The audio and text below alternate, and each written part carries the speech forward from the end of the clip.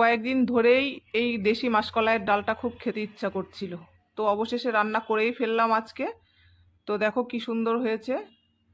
আর এই যে রান্না করে খেতে বসেও গেছি, খুব টেস্টি হয়েছিল, খুব ভালো লাগছিল। সঙ্গে এই যে একটু আলু উচ্ছে ভেজে নিয়েছি, আর শুকনো লঙ্কাটা ফোড়ন দিয়েছিলাম, দারুণ একটা সেন্ট আসছিল। আর এই যে শশাটা ছুলে নিয়েছি, কিন্তু বানানোর টাইম পাইনি, আসলে মেয়ের খুব তাড়াহুড়ো ছিল। মেয়ে আসলে এই ডালটা খেতে চায় না, ওকে একটা ডিম অমলেট করে দিয়েছিলাম।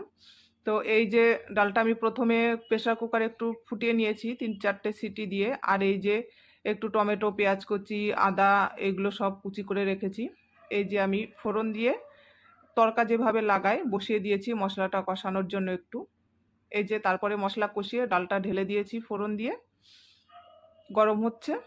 এই যে উতরিয়ে গেছে, ডালটা একদম রেডি আমার। টেস্টি টেস্টি ডালটা মাসকলাইয়ের খুব সুন্দর হয়েছে। তো কারা কারা খেতে পছন্দ করো জানিও।